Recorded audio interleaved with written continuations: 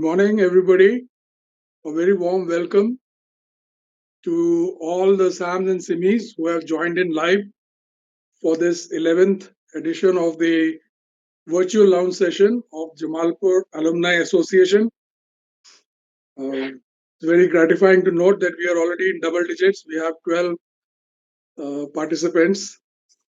I've often wondered how to increase this number. I have an idea, of course. If we change the timing to 11 p.m., and make the subject pole dancing therapies or strategies, I'm sure the Zoom platform will crash with the number of participants. But on a serious note, we had even suggested, Mayank Tiwari had put out a questionnaire requesting for ideas on how to increase the participation. He got precisely 3 responses. And one of the responses, I don't know who it was, he suggested that we should have a very technical discussion.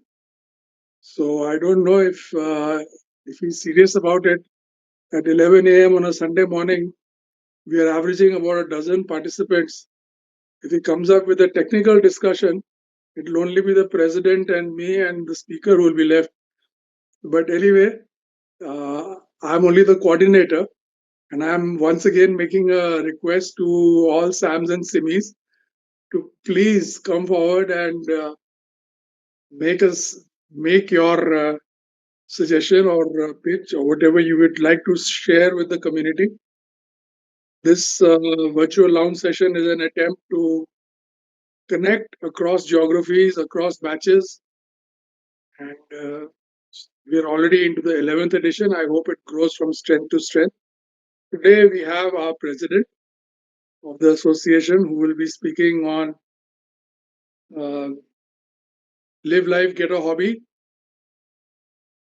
It's aimed at having people to spend a useful retired life, but everybody has to start a hobby at some time, but it's more useful for those who are still in service, even though you may not be able to devote much time to it. Topic is relevant, sir, whatever be the age.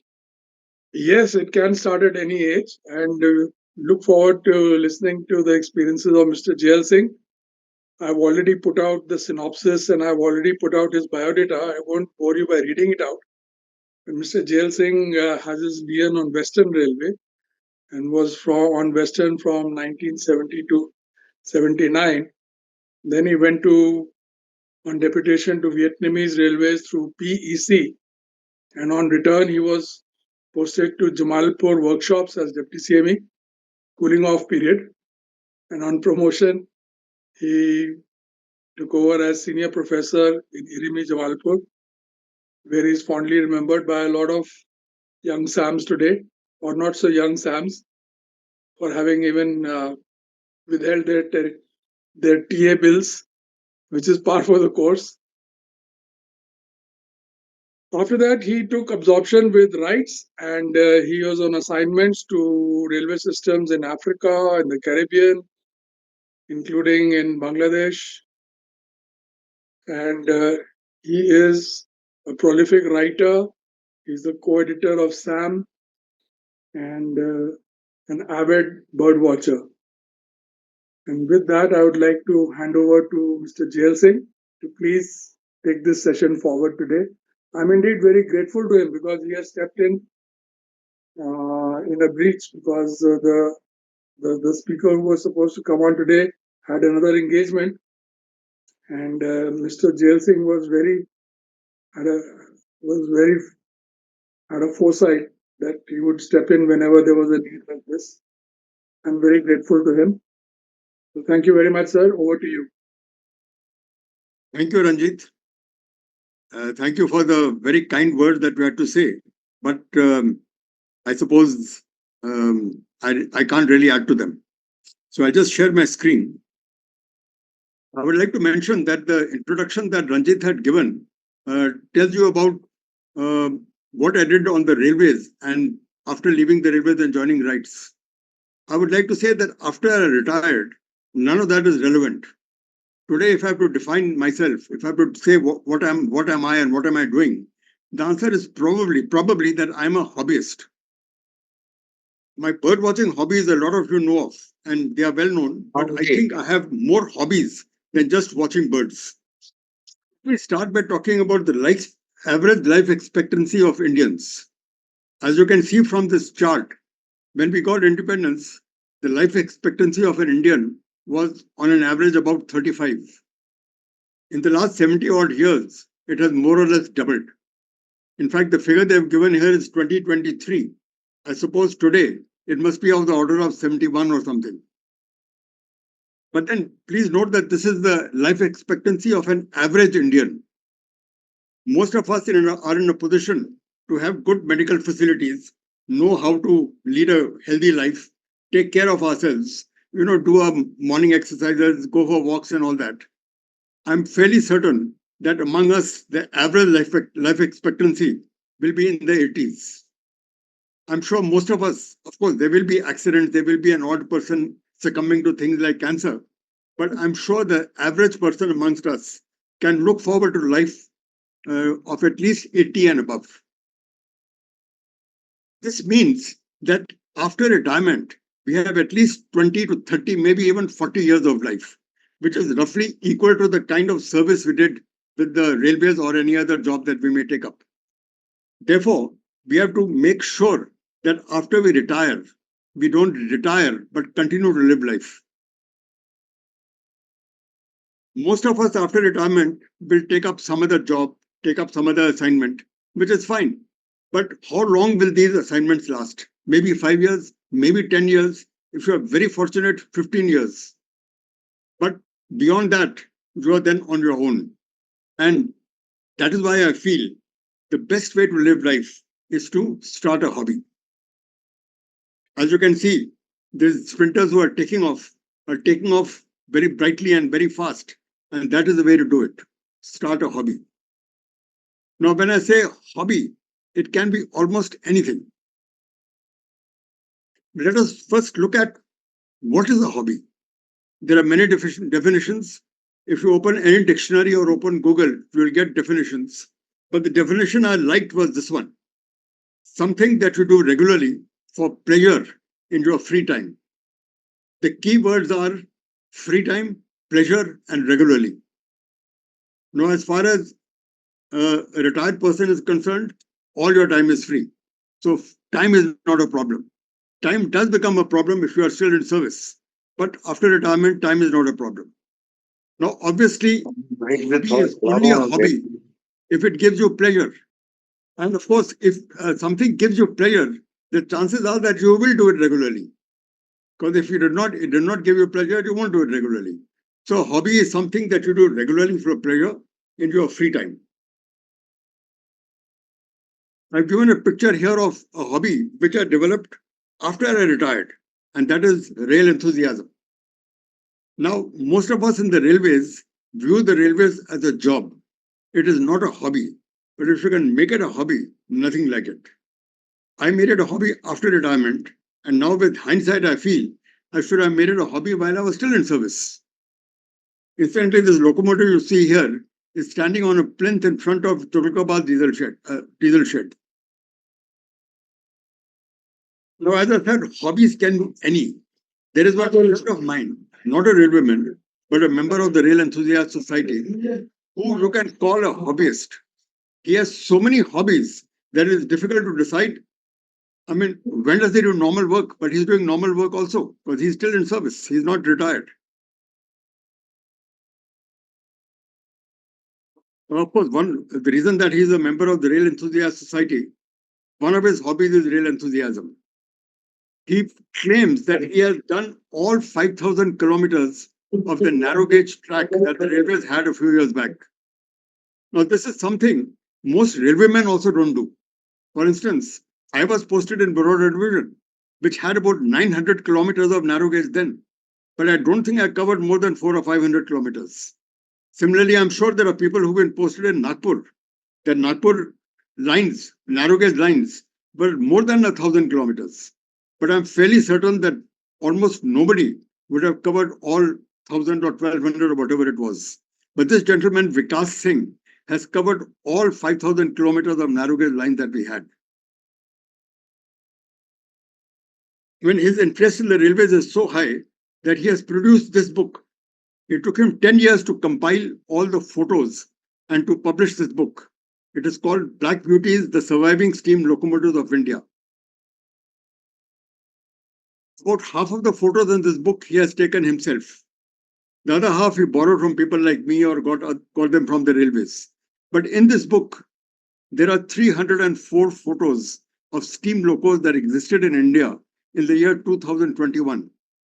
Now that locomotive may have been working, that locomotive may have been in a shed, the locomotive may have been in a yard, it may have been lying derelict at some place, it may have been on a plinth in front of a DRM's office.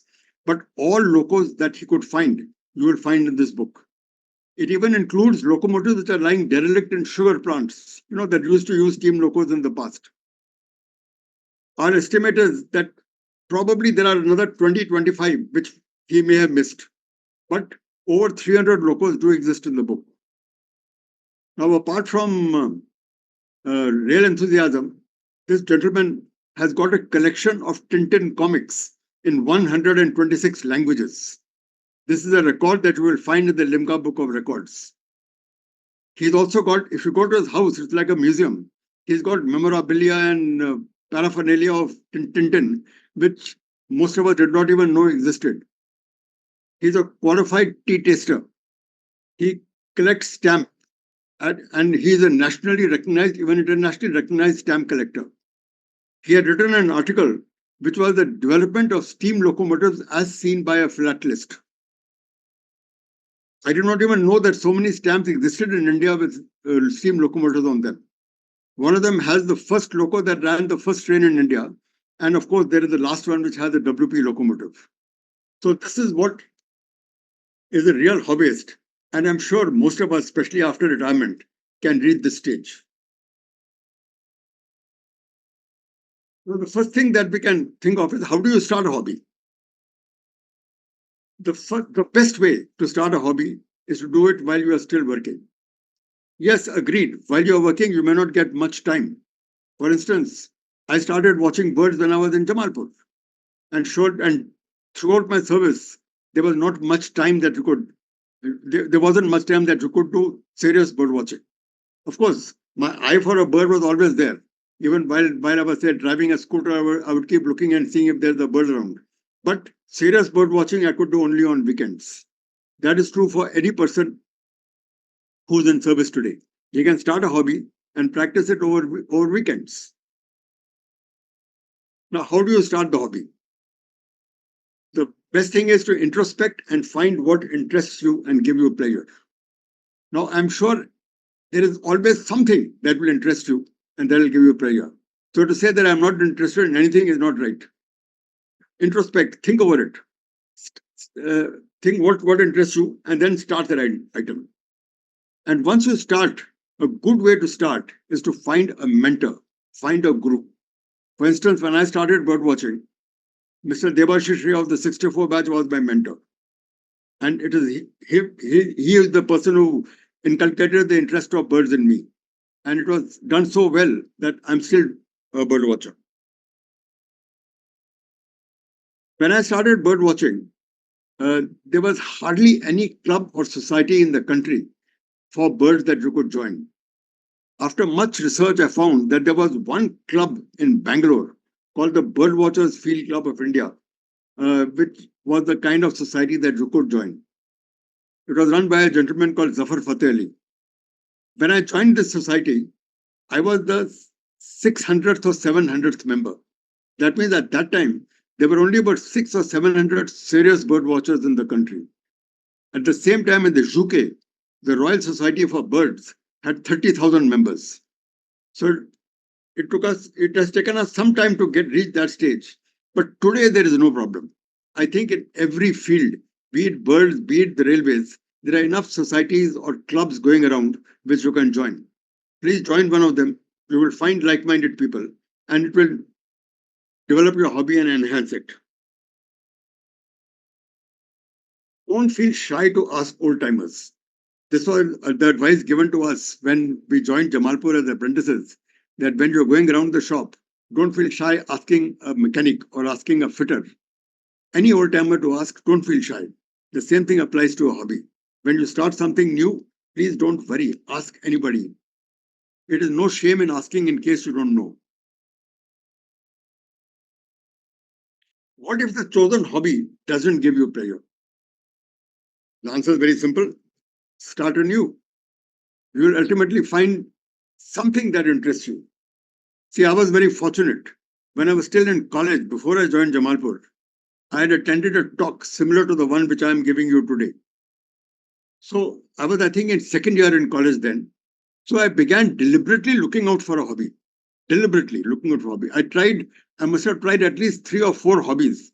And ultimately, by the time I reached Jamalpur, I had gone through a number of them and I hit upon bird watching. Later on in this talk, I will talk to you more about the hobbies that I went through but could not sustain.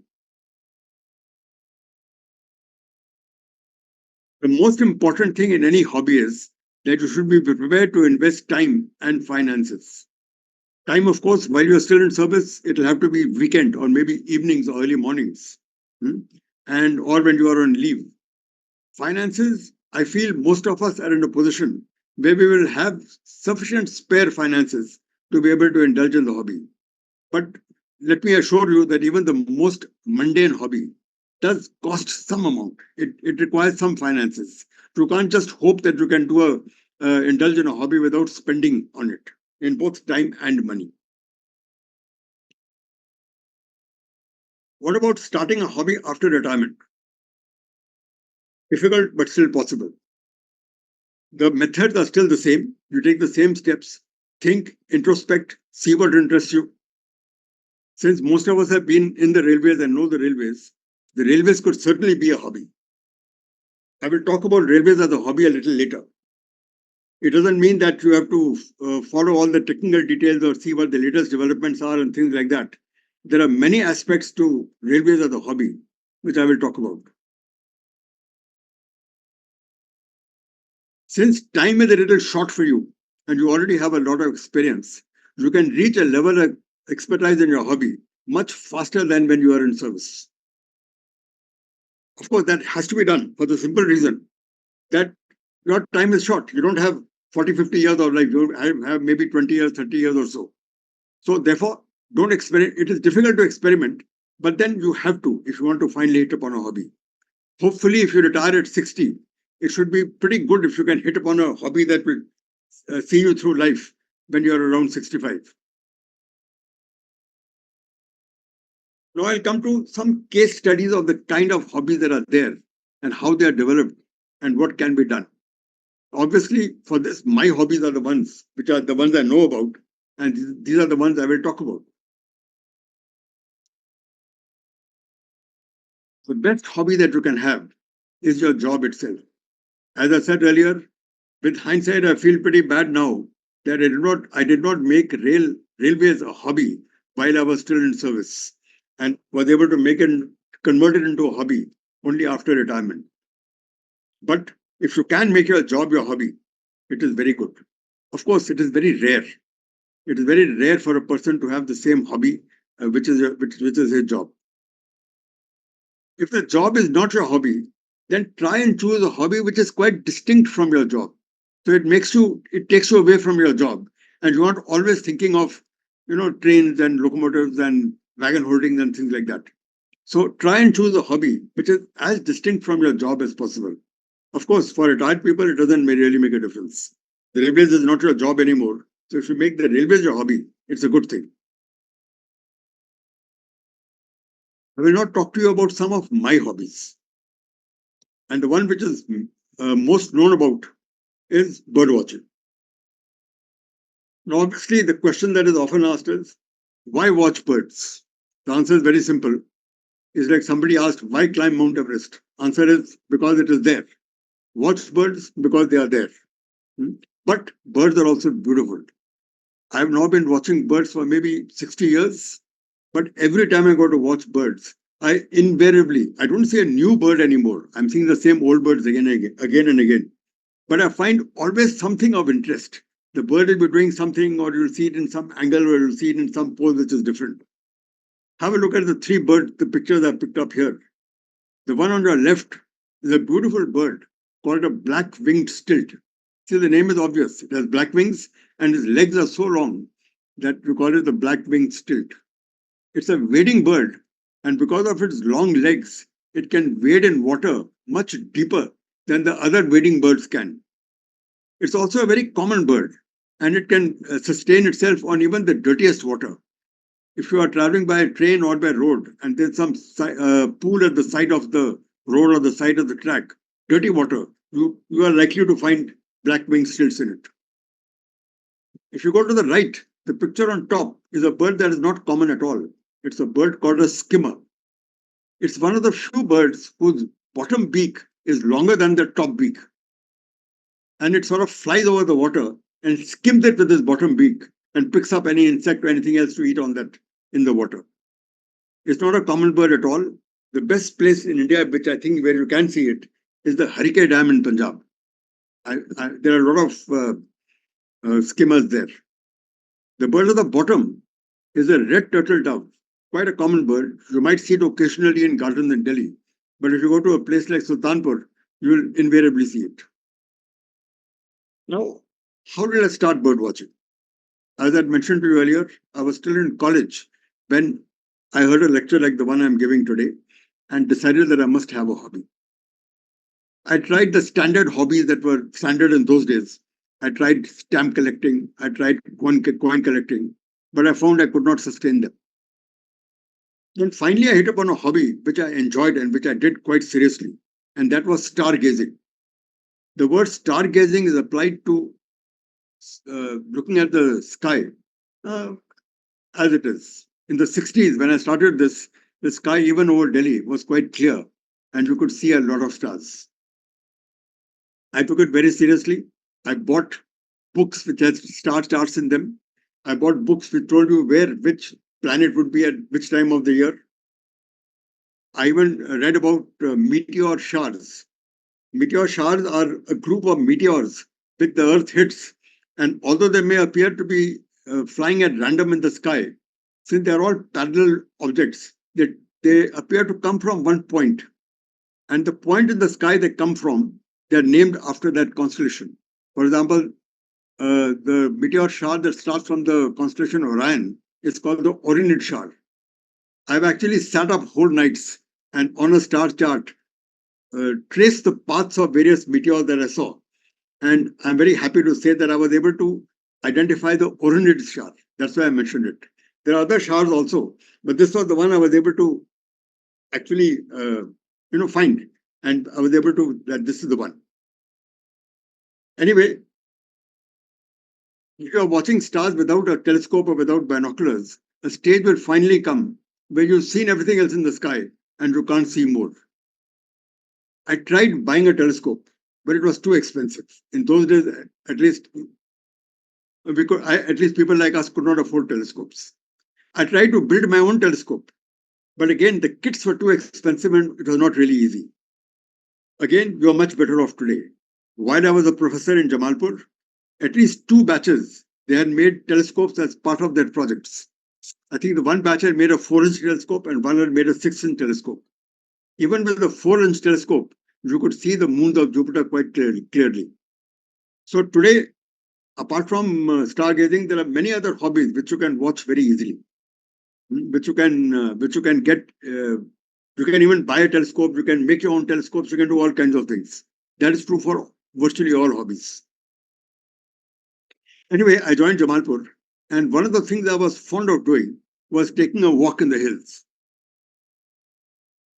In fact, in my final year, I'd even managed to get a small tent from one of these Chandni Chowk markets, which could accommodate 2 to 3 people for sleeping. Many of us, I think Joyanta Ghosh, Jacob Verghese, and I think Sudhir Saab, of course, is expired now. But Joyanto and Jacob will remember the trips we made into the hills. We would leave on Saturday evening, camp in the hills at night, and come back on Sunday morning or Sunday evening. Anyway, another person who was fond of walking in the hills was Debashish Ray. and Devashish was already a bird watcher. Whether I was interested or not, he would keep naming birds. Oh, this is that bird, this is that bird. And soon I found I knew the names of all the common birds that were around. Then one fine day, when we were walking down Khana Road, Devashish pointed out this bird. It's a bird called a tree pie. It's not a small bird at all. It's about, I would say, slightly larger than a myna with a 12-inch long tail and with this orangish color, quite a spectacular bird. So I said, wow, what a beautiful bird. It must be quite rare. He said, no, not at all. You can see it every day. So I said, but I haven't seen it at all, although I've been here more than a year now. So he said, that's because I don't look. And he was right. After that, whenever I walked down North Road and looked up into the trees, I saw a tree pie. See, tree pies hang around the tops of trees. So you don't normally see them except if you look into the trees. So I was very impressed. About the same time, Devashish and me had gone swimming in the reservoir, the water tanks that you have in Jamalpur. And we were swimming in the middle, wherein I would say around 15, 20 feet in front of me, a bird swooped down and caught a fish. It was this bird, an osprey. Of course, the fish that it caught wasn't this big. It was a much smaller fish. But it was very spectacular. About 15 feet from you, a bird dived into the water, went in and came out carrying a fish. That was the time when I was hooked. And I had become a bird watcher. And I have remained a bird watcher even now. See, I might have started other hobbies, but bird watching is my oldest and probably the hobby that I like the most. I'm just reminded, when I joined Jamalpur, I knew the names of virtually all the stars in the sky, at least all the bright stars.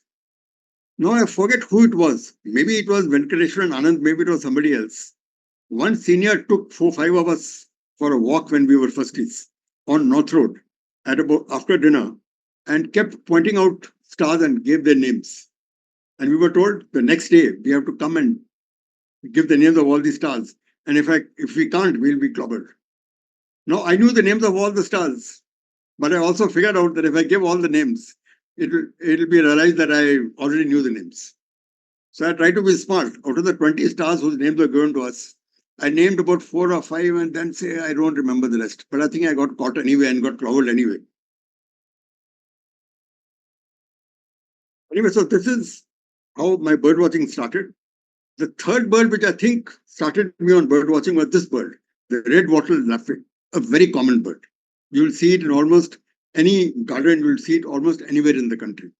It's the bird that whose call sounds like, did you do it? Anyway, coming to the bird watching, if you want to become a bird watcher or if you are a bird watcher, what do you need? First, you must have a good bird book, a field guide.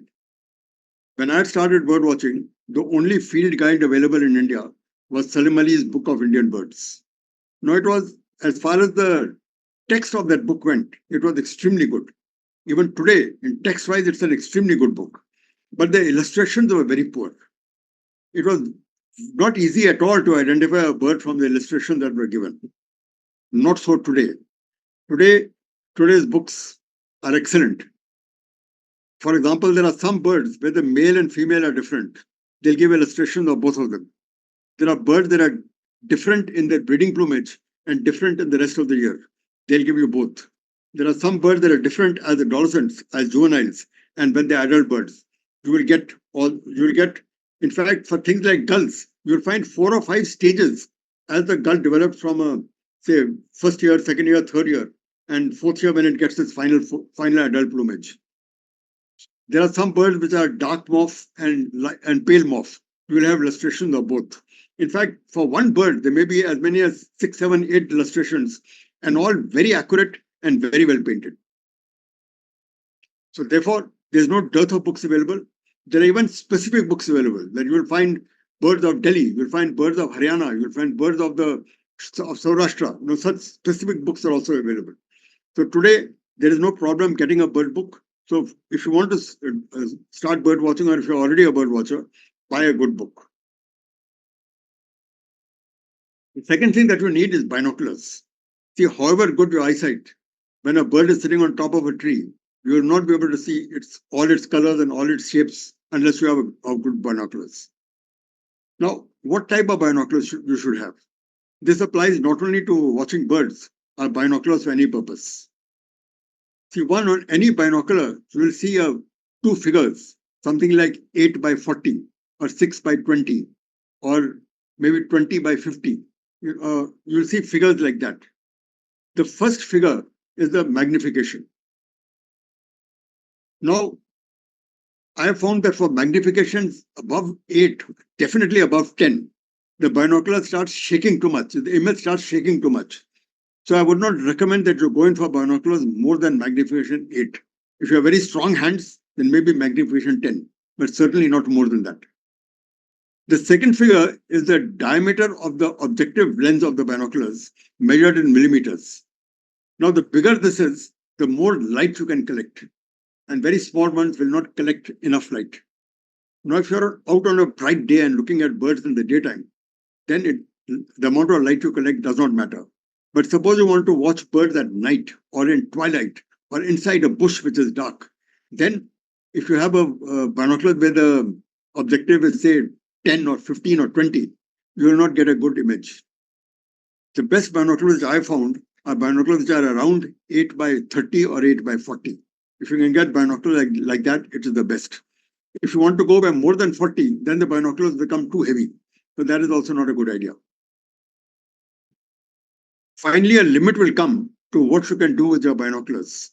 Like suppose you want to see a duck in the middle of a big lake. Binoculars won't be able to help you. Then what you need is a spotter scope. This is basically a small telescope which might have magnification up to 40 or 45 or even 60. This has to be on a stand because you can't hold a spotter scope with so much magnification in your hand. Then, of course, as I said, join a bird group. Today, there are any number of bird groups. There are 2 bird groups in Delhi, which I'm a member of. Each must be having membership of at least running into hundreds, if not thousands. So today, there is no problem. You can join a bird group or for that matter, a group in any hobby. Now, you may or may not photograph the birds.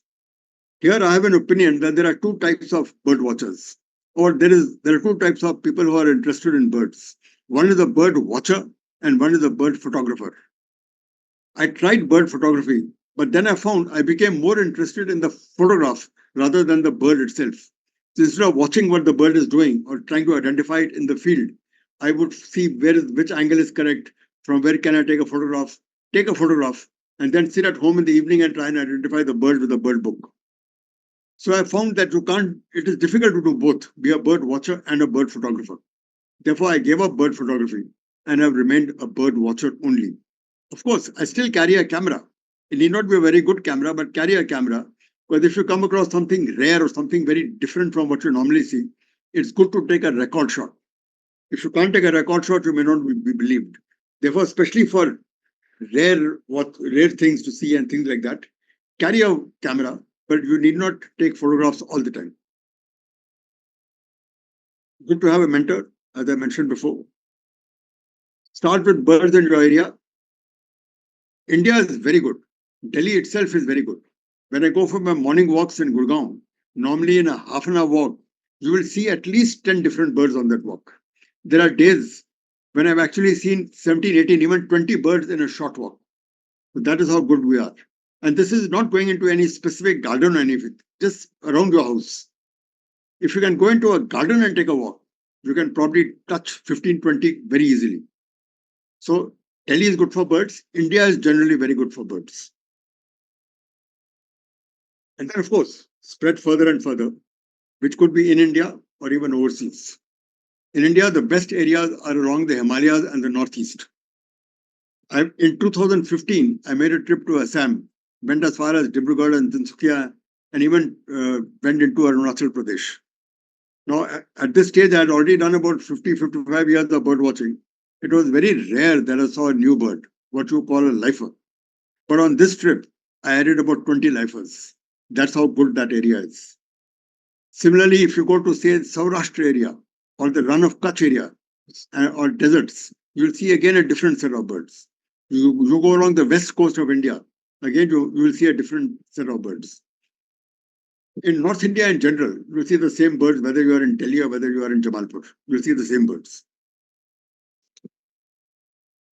So this is bird watching as a hobby.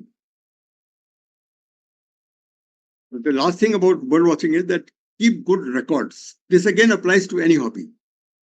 Keep records of what you see, where you see it, how you see it, who was with you. Who was with you becomes important if you see something very rare.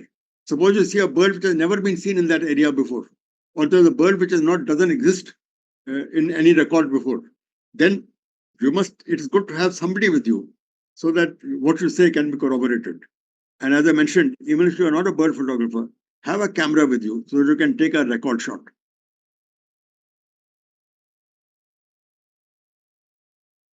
The second hobby that I'm going to talk about is rail enthusiasm. Now, rail enthusiasm is quite different from a job in the railways. It covers many aspects, on any aspect at all. I will start by giving you what I call a definition of who's a rail enthusiast. This is my definition. A rail enthusiast means a person who may or may not be a professional rail person, but who has a deep interest in and love for the railways in all or any of its aspects. The interest could be in any area pertaining to the railways and may include history, heritage, anecdotes, books and films, railway infrastructure like track, bridges, stations, etc., signaling, railway locomotives, the rolling stock, operations, photography, modeling, staff, sports, and so on. So subjects mentioned are only a sample, and in effect, sustained and deep interest in any area pertaining to the railways makes one a rail enthusiast. So as you can see, you may have interest in only one of these areas, but you can still make that a hobby. There is one friend of mine, not a railwayman, whose hobby is photographing trains against picturesque surroundings. He goes to great lengths to do it. For instance, if he wanted to record a particular train in a valley, he climbed a hill which must have been at least 1,500 feet high, climbed on top of it and took a photo from there. So that's the kind of interest that he has developed because it's his hobby. He enjoys it. His hobby is photographing trains against picturesque surroundings, against picturesque backgrounds. Rail photography is a very big hobby. Because a lot of people will take normal phone and keep clicking photos of trains, but that is only amateurish. But this gentleman whom I'm talking about, some of his photos are actually fantastic. I will talk about an interesting aspect of rail enthusiasm, and that is rail modeling. Now, here's again another friend of mine, a rail enthusiast friend, who has modeled the Kalka-Shimla railway. He's a lawyer by profession, and his house, if you go, it's a double-story house in Gurgaon. The top floor is a big hall in which he's got a railway track going around the hall. And he has made a model of every station on the Kalka-Shimla railway. Now, the models are so good. They're scale models. They're so accurate that if you photograph the model and you photograph the actual station, you may not see much difference. For example, this picture that you see is a model of the Barong station. He claimed that if you count the number of slats in the windows of the building, the slats in his model and the slats in the actual building are the same. Of course, he didn't build this model overnight. It took him more than 20 years to build it, working primarily on weekends. The other picture is of the famous many-tiered bridge that you have on the Kalka-Shimla railway. Again, as you can see, it looks like the real thing. You can see all the trees and all that you can see are all not real. They're all models. So and see in the second picture, you can even see the rail track and a tunnel. I mean, it's very hard work and it requires practically every kind of skill. You got to have imagination. You got to be able to do artwork. You got to cut paper. You got to cut sometimes even metal to make models like this. So rail modeling is a big hobby in the West, and it's picking up in India also. I personally know about 6-7 people who are good rail modelers. But coming a little more, there are two types of rail modelers. One who make rolling stock only, and the second who make layouts. Now, what you saw about the Kalka-Shimla railway is a whole layout. It includes the station, the trees behind it, the people on it, everything. That is And it is the second type of hobby. Hobbyists normally follow the second type. Rolling stock is made by professionals who are doing it commercially. Like the well-known company in the West is Hornby's. They make scale models of almost every type of locomotive that is there. You can buy their scale models. And these scale models are very, very expensive. They could be working models, they could be unworking models.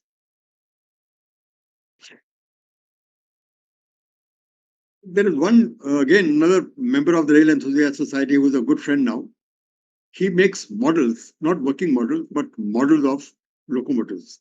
What you can see in the picture is a model of a YG locomotive that he made. It is made out of elephant dung paper. The model is so accurate that if you count the rivets on the locomotive and count the rivets on the model, they'll be exactly the same. You see the kind of details that he has got of the, of the sidebars and the wheels and the cylinders and all that. Of course, I don't have more pictures here, but if you see, the working area of on the locomotive footplate, you can even read the numbers on the gauges that he has. That's how accurate this model is. This gentleman resides in Bangalore. His main hobby is renovating vintage cars. If any of you are in Bangalore, please visit him. He's a very interesting person to meet and to talk to. A retired IAS officer. His name is T. Raghunandan. He also runs a site called I Paid a Bribe. So if you paid a bribe, you can just send it to him and he'll put that incident on his site which says, I paid a bribe.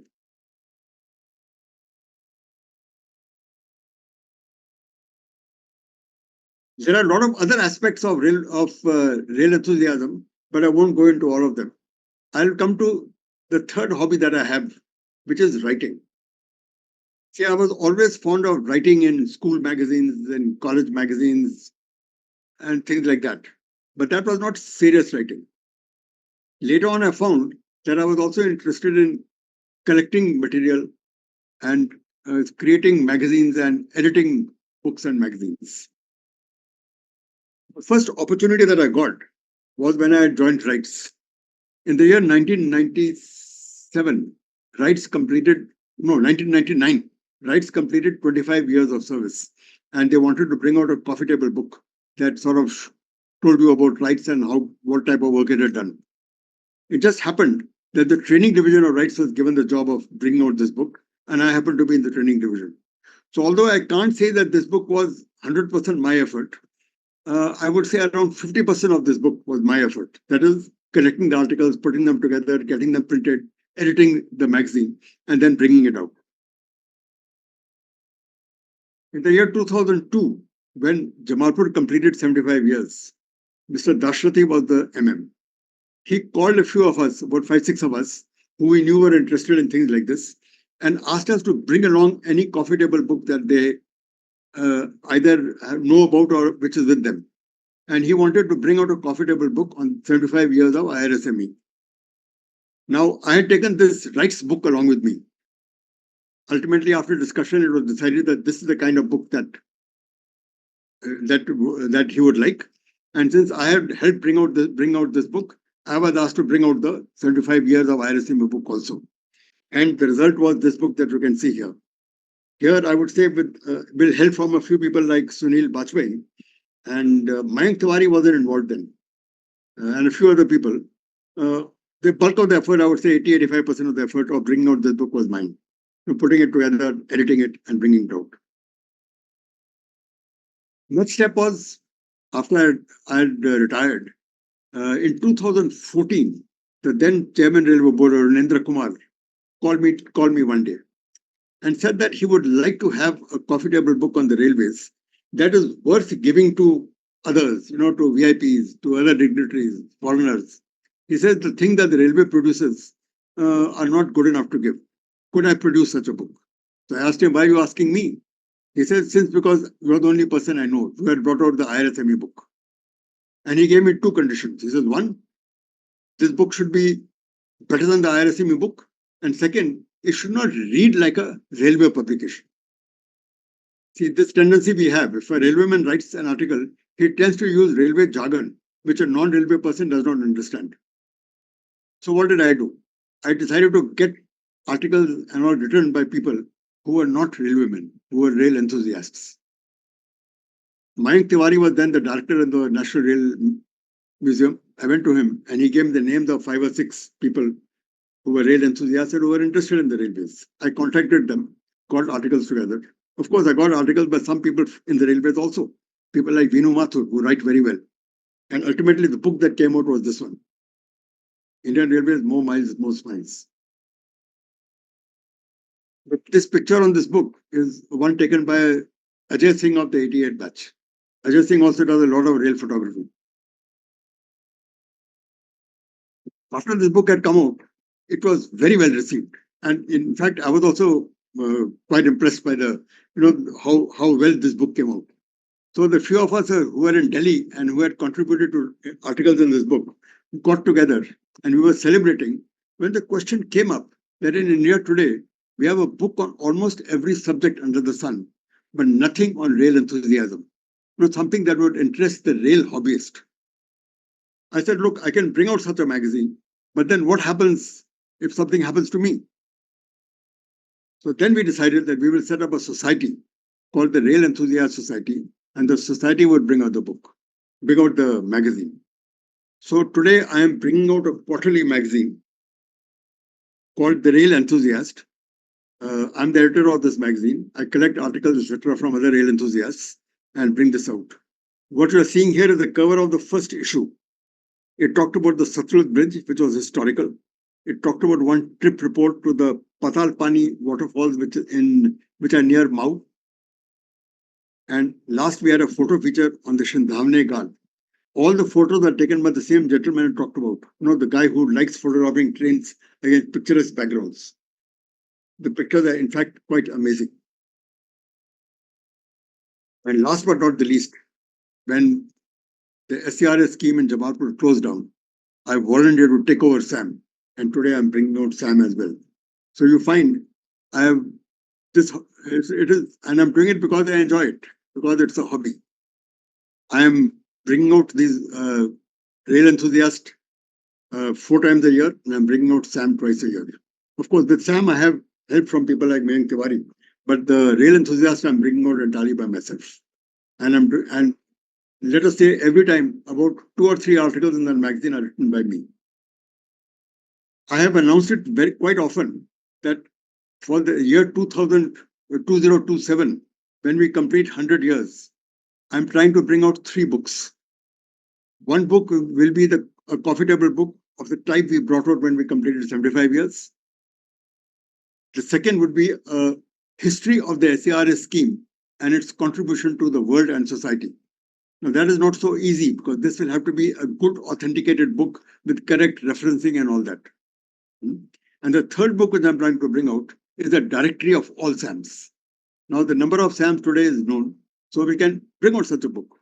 Again, not very easy. We're especially collecting information about people who are not there anymore or whose families are also difficult to find. I've been making requests that you please send me stories, send me photographs, send me articles. But so far, unfortunately, the response has not been very good.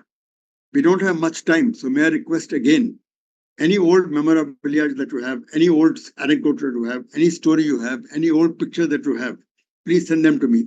And I will try and incorporate them in the books that we are trying to bring out. Now, what are the plus points of writing? One, you can continue virtually forever. See, most of the hobbies, especially the ones which require physical activity, at some stage you'll have to stop them.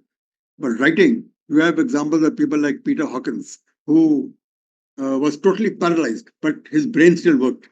He talked to his computer and he wrote. So writing you can continue forever. Then second is, the question which is asked is, what do I write on? The answer is simple. You had a long life. You had many experiences. There's surely something that you can write on. Only a word of caution. One book you should never write is about how great you were when you were in service or give advice to people who are still in service. That book is never looked upon well by the people who are in service. So don't do that. Otherwise, write on any other subject. You can start with articles and then graduate to books. Articles are not so difficult to write. But writing a book requires a lot of research, requires a lot of work. As I mentioned, that book by which Vikas Singh brought out, it took him 10 years. So it's not easy bringing out a book. Right? You can write in any language. You don't have to stick to English only. Most important, you don't have to be a Shashi Tharoor to write well. I'm sure many of you would have read books or articles written by a gentleman called Deepak Sapra of the 92 batch. He writes in short sentences. His words are the kind which any middle school student would use. He doesn't use big words, but his writing is excellent. So you don't have to be Shashi Tharoor to write well. You don't have to use big words or, very complicated phrases and things like that. And of course, you can write on any subject. So today, there are 3 hobbies which are keeping me fully occupied: bird watching, real enthusiasm, and writing. But of course, there are many other possible hobbies. There are physically challenging hobbies like hiking and mountaineering, but those you can't carry on very long. Maybe you can carry on till you are 75, perhaps till you are 80. Because there is an odd person who runs a marathon even when he's 100, but that is only an odd person. The average person will find it difficult to indulge in physical hobbies once you cross the age of 80. You can do social work. Social work can be anything. You can take neighborhood children and start teaching them. You can, I forget who it was. It was this gentleman volunteered to schools and went and taught classes without taking any salary. You can do things like that. Social work can take any aspect. Then, of course, there are collections. You can have collection of stamps, you can get a collection of coins, you can have collection of anything under the sun. There was a friend of mine, not a railwayman, whose hobby was collecting Ganeshas. He had statues of Ganesh ranging from 1 centimeter high to 3 feet high, made of all types of materials, from crystal to glass to wood to metal to bronze, everything. His whole house was simply statuettes and statues of Ganesh. He enjoyed it, so he was doing it. Mr. J.M. Kapoor of the 43 batch, I think, I had been to his house once. He was collecting watches and clocks. His entire sitting room was let's say, a museum of watches and clocks. So you can collect anything. There is no limit to what you can collect. Only collect something that interests you. Stargazing, I mentioned. I did it. And today you have no problem. You can buy a telescope, you can make a telescope, you can enough books available, enough material available on the internet to do a lot of stargazing. Then music. Now, one is everybody hears music, but to make it a hobby, then you got to do it seriously. Along with the music, you hear who's the singer, who's written the lyrics, when was it done, what type of group was there, what genre it is, and so on and so forth. And even better, you can start creating music, which means either you play an instrument yourself, sing yourself, or even create your own tunes. That is music as a hobby. Similarly, any other item like dance, you can convert that into a hobby. Another extremely good hobby, drawing and painting. I had once wanted to start doing locomotive sketches, but somehow I never got into it. But drawing and painting is a hobby that can sustain you for a very, very long time. A very good hobby for retired people, both from the point of view of mental as well as physical work, is gardening. Gardening means you have to look after the plants, you have to see what plants to buy, what type of plants to buy, whether you have a big garden, whether you have only a balcony, whether you have only indoor plants. You have to do a lot of pruning and digging and so on. So gardening is another extremely good hobby. Traveling. Not traveling because you want to get to where your grandchildren are, but traveling for the sake of traveling. That is, again, a very good hobby. I will end with that. Now, of course, the house is open for questions or a discussion, whatever you may like. Thank you very much, sir. We will open the floor to questions or discussions. Anybody?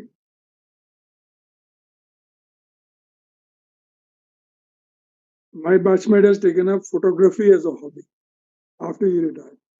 Of course, he was interested in photography even before, but he took it up very seriously afterwards. And travel and photography is his hobby. He's talking of KP Rao. Absolutely, In fact, I met KP Rao in Hyderabad last month, and he gave me a calendar of photographs he had taken in Antarctica.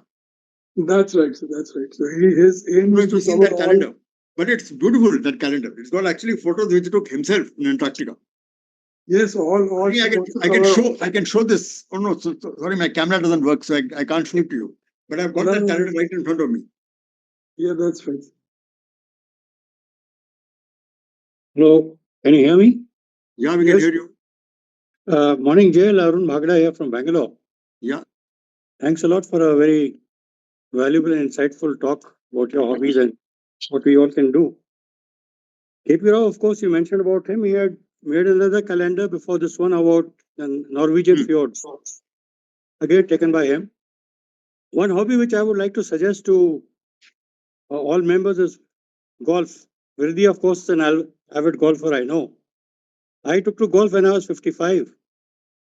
And I think that's one of the best things which happened to me. And even now, I try and play golf 3 or 4 days a week.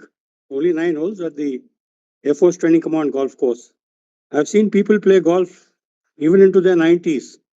So that's one hobby which people can cultivate. There's nothing like an early morning or an evening, walk as you play with bosom friends, and of course the environment, the green grass, the pure air. That's fantastic. So that's one hobby I thought I would like to suggest from my side. Thank you. Excellent. Once again. I second that very strongly. I tried to take up golf when I was in Jamalpur, because Jamalpur probably has the cheapest golf course in the world. So I tried starting it, but then I found that kind of time required for golf is the kind of time required for watching birds. I couldn't do both. You can't be a bird watcher and a golfer. So I didn't follow it up, and I stuck to bird watching only. So Yeah, Jamalpur golf course is the oldest on the railways. That's true. It's still one of the best maintained. JL, it's fantastic. I really admire your energy because all these hobbies require a lot of energy to do, and a lot of work. And it's remarkable that you do so much. I must say that I'm very impressed, and I think taking up a hobby is very important because after retirement to the end, you are actually, I believe, sitting in a beautiful garden to do what you want to do, the way you want to do it. I think that's the way to live life. And the one thing about what you mentioned, that you take a hobby when you are in service. And here I'd like to give you a very interesting talk. We all know about Mr. M.S. Randhawa, who has made the Kangra paintings. He was chief commissioner of Chandigarh also. He's written a book on trees of India. So he was an ICS officer. Incidentally, I've got that book, Randhava's book. Yeah. So he was an ICS officer, and he's there. So he's a good friend of my father. So one day I asked him. I said, "You have been so busy. You have so much work to do. How did you find time to write this Kangra painting?" Because he more or less made Kangra miniature paintings, very well known. And then he said, "Look, what did I do? I was posted as deputy commissioner in Kangra. So whenever I would go on my tours, I would go around looking for these paintings with people, and I would persuade them to let him have it for some time. He would look at it and he would study them, and when he would come back at night from his tours around the place, he would sit in the evening at night and he would work on it. That's one thing he did. Then another thing he did is he did a DSc in microbiology while he was in service. So I asked him, how did you do that? He says, I used to go around Punjab villages and in the evening I would go around these ponds in the villages, chappas which are there, and he would carry a test tube, take the water and pick it up. And then at night, when he was in the rest house, he would take out his microscope and look at the samples. And whatever samples he found interesting, he would keep. The rest he would discard. And then that ultimately led to a thesis in which he taught in microbiology. Remarkable man. And I think we all had such opportunities when we were in the railways, when we went around our programs and tours. If we had kept our eyes and ears open, they could have, a lot of things we could have done like that. So I think it's a question of interest and enthusiasm, and that JL you have in plenty. Thank you. Thank you very much, sir. I think writing is very much your hobby too. I have read a lot of your articles published in the Tribune.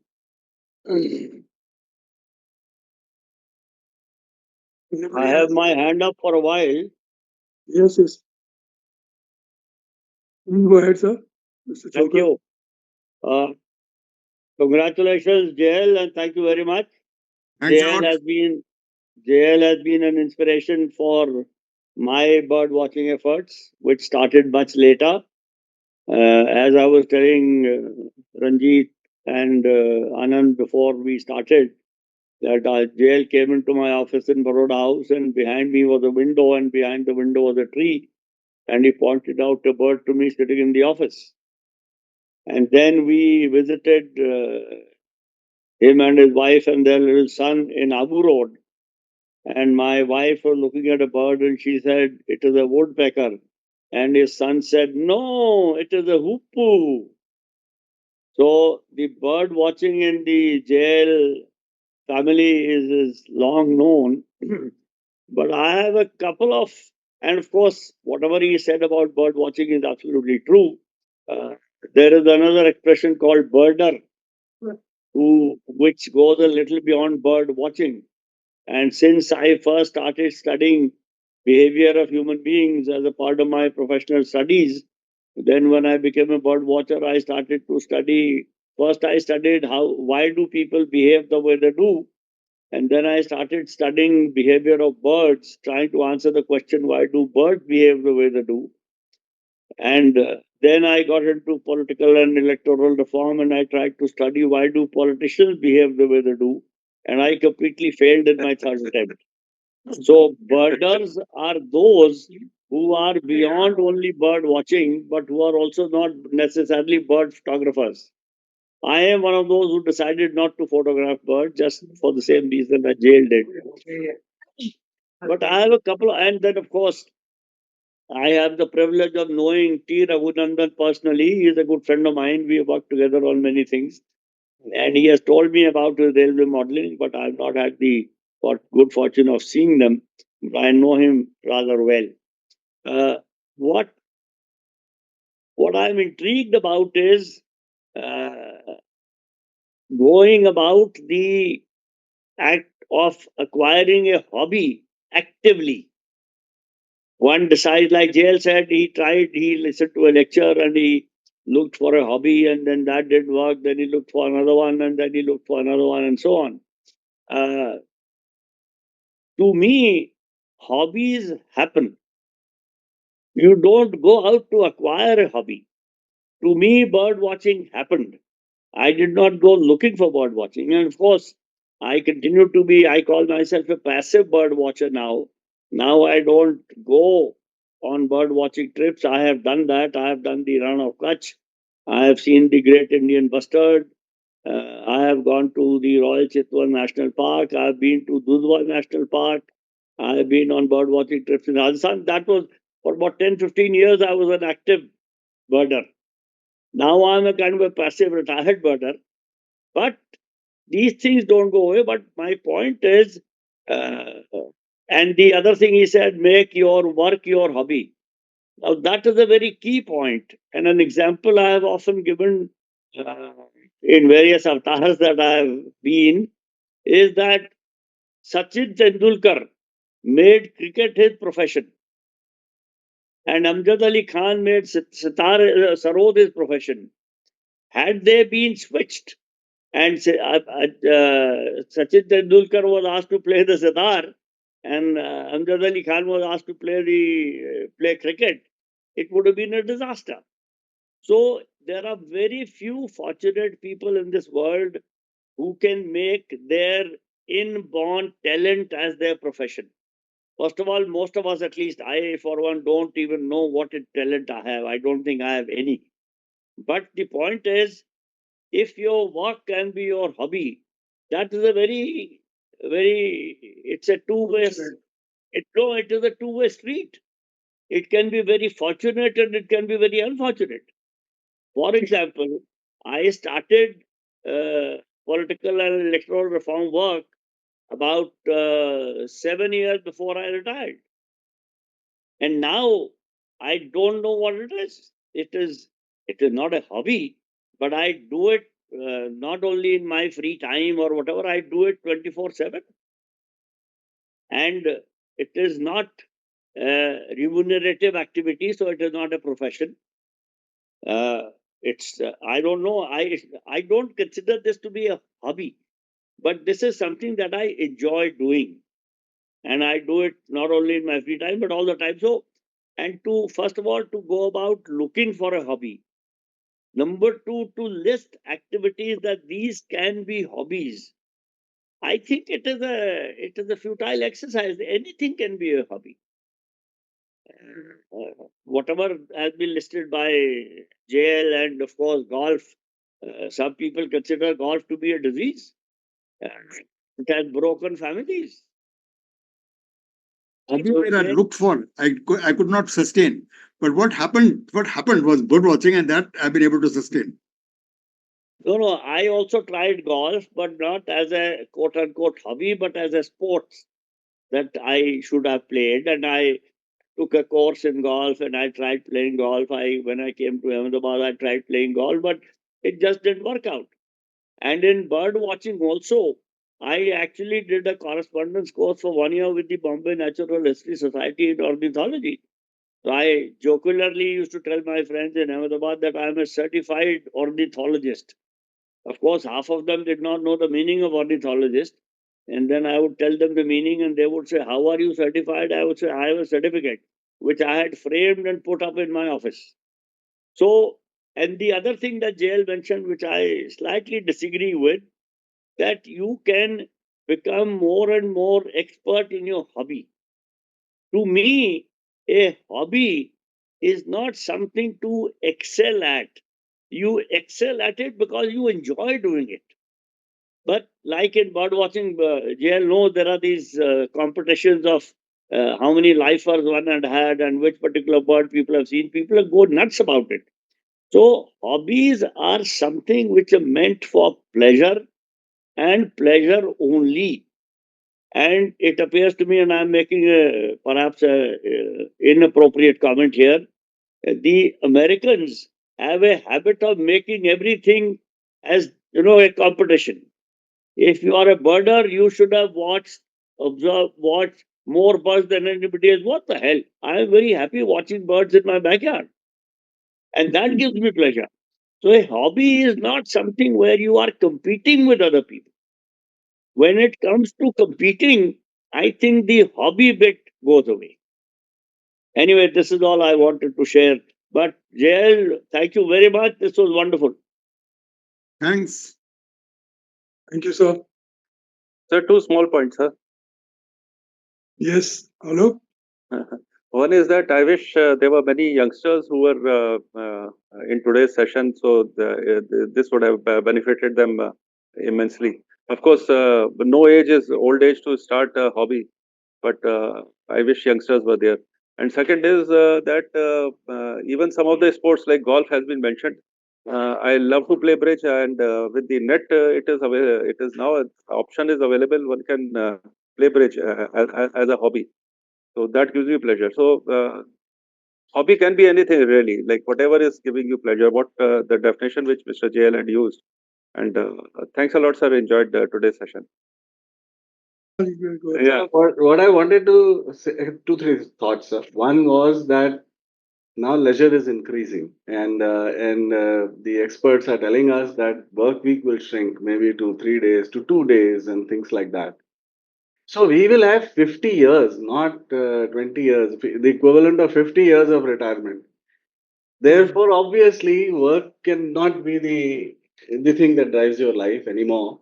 It'll have to be something else, and I tend to think that discovering a hobby, whichever way you some as Mr. Choker said, you just know it, or you enjoy it, and therefore you start doing, and others may need to discover it. But if you don't know it, making an effort to discover it is perhaps equally good. Trying a few things at random is also equally good, and you may then stick with something. But by discovering the hobby, you discover who you are. If you are not that person, then that hobby won't work for you. And I think it's important that we discover who we are, what motivates us, what gets us going. And I think that hobby is what encourages you to engage with some subject very deeply and in an enjoyable manner. Now, Alok mentioned bridge. Yes, you can play bridge and you can engage with it, and it can be very enjoyable for you.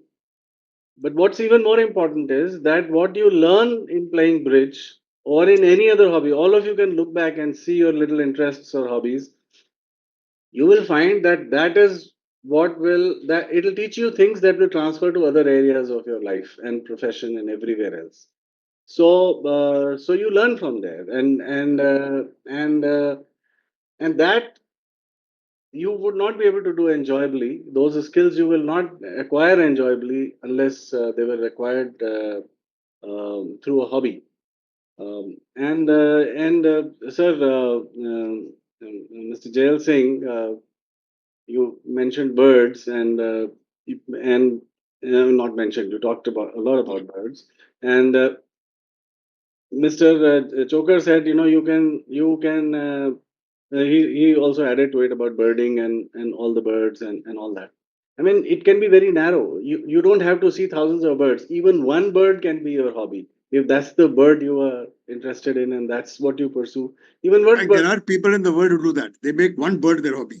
Yes, it could be, or it could be how many thousands you have seen, or whatever it is, and hobbies or birds or interests, they have cultural significance. The rufous tree pie, for instance, you would know, or the Indian tree pie. It's found in Kerala. When I joined in 2014, there was a chartbuster called Olanyali Kurvi, a song, and it has the bird's call and nickname, Malayalam nickname in that, and it's very much part of the poetry and the music in that area. And if you learn and if you see and if you engage with just that one bird and its cultural references and things like that, it can be very interesting, and that sustains your interest. That helps you see how the people in that area think, how they engage with each other, how they engage with nature, or whatever it is you can learn through poetry. So I think hobbies are actually becoming even more important than they have ever been. If they were not important. There are some random thoughts that came to my mind, so I thought I'll share with you. I have a question, sir. How do you get a certificate for ornithology? What I they give you a certificate? I attended a 1 year course, correspondence course conducted by the Bombay, What to say? Natural History Society. Natural history. which is the most, which is perhaps about the most premier organization in natural things, which is set up by Salim Ali and so on, who's the god in bird watching. They have a 1 year correspondence course. I did that course. They sent me reading materials and I read them and they gave us assignments. Then they Okay. gave us a field project, Okay. which I did. I sought exemption from them to do the project at the campus where I was living, and they agreed Okay. to do that. And then a person actually came down from Bombay to Ahmedabad. He spent 4 hours on the campus with me as a practical exam, and I showed him all the birds and their habitat and so on. And that is how I got a certificate. Oh, wonderful. Wonderful. But I want to make two comments if I am not hogging the discussion. One is JL just said that when Sunil said that you could study just one bird, and JL said there are people in the world who have made one bird their hobby. This is my perhaps trivial disagreement, that whether they have made that bird their hobby or that bird has become their hobby. ये जरा मुझे हमेशा इस पे doubt रहता है. I mean, you're only playing with words. अरे भाई, what else do we do when we write? अच्छा, then Sunil also said that you can learn from hobbies.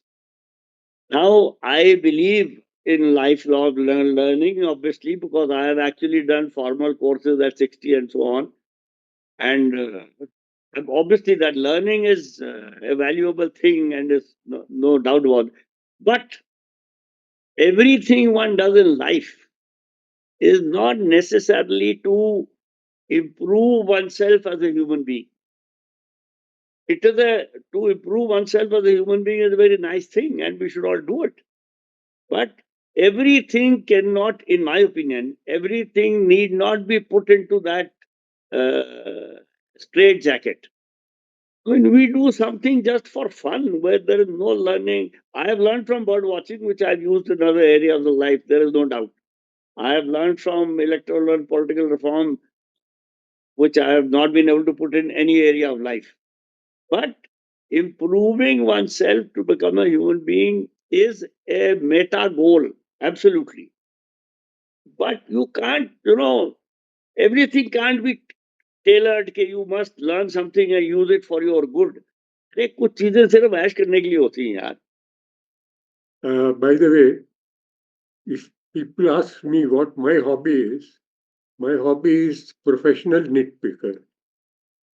That is, when I see something really, which I like to deny or which I would like to expose, is and then like the famous story about the broad gauge is dependent on the width of two Roman chariot, and like to debunk such things, which of course doesn't make me very popular. But you could say I'm a professional skeptic, and Mr. S.K. Suri will forgive me for my outpourings against hydrogen as a fuel. So that sort of thing. Of course, I started as an agitator. I marched down the streets of Bangalore carrying banners because there's a beautiful lake near my house which was being encroached upon. And then finally we got the forest department to do it. Another time I sat in a dharna, but no, I'm too old for such shenanigans. Of course, rail fanning and this railways has been my passion. I've written 3 books which sank without a trace. And I continue to. And then the normal reaction is, Mr. Anand, it's very easy to criticize. But, when I said that all these profits shown by Mr. Lalu Prasad are illusory, they said, ha, when you were general manager, your railway was running at a loss. Now that it's making a profit, you are jealous. So I keep quiet after that. Other than that, we have a seniors club. We meet every evening and we solve the problems of the world. Of course, nobody takes our advice. We have advised Zelensky, we have advised Donald Trump. We keep on advising Mr. Modi. Nobody accepts us, but we have good fun. Thank you. Essentially, I think I want to add to what Anand has said. To be a skeptic and a cynic are not hobbies, my dear sir. They are traits which I have in plenty. that's Not I think Mr. not JL Singh, believing anything and doubting and questioning everything are wonderful. But another hobby that I believe, now that Anand has said what he said, gossiping is a great hobby. Ah, And I engage and indulge in gossiping ad infinitum. And I think it is great fun. Yeah, I think Mr. JL Singh's topic today has aroused a lot of interest. Essentially, it is a difference. Definitely, S.K. Prasad has raised his hand. Okay, please, SK, go ahead. So very good morning from Bhopal. I am the unique person. Only one from 1974 was to have been attending this program, this Zoom session today. And the only one from Bhopal. So I would like all of you to thank you, and especially Mr. JL Singh for such a beautiful presentation on hobby. And I will like to thank someone who muted me because we were having some crosstalks in my domain here at Bhopal. So I thank you for that. It was a really nice thing to hear all of you. And I have got, I would like to talk to, just chat with Mr. Venkat Ramanji. Sorry, V. Anand Saab. And regarding the hobby, at 70, I have started singing here at Bhopal, and trying to sing here, there, and everywhere. So whenever you happen to be at Bhopal, I will like to invite you. Thank you, sir. Thank you. Thank you. Thank you, SK. Very nice of you. Thank you, sir. Essentially, Mr. JL Singh's talk was to distinguish between your professional life and your hobby. So I think, thank you very much, sir. That's a very valid distinction. You may excel in your professional life and use your hobby for satisfying yourself to whatever level of excellence that you can reach. So with that, I think if everybody is agreed, we can close.